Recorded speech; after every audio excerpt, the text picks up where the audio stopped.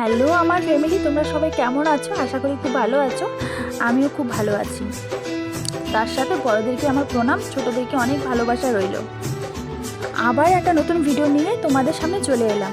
জানি না এই ভিডিওটা তোমাদের কীরকম লাগবে। যদি ভালো লাগে অবশ্যই পাশে থেকো, লাইক কমেন্ট শেয়ার করে দিও, কেমন?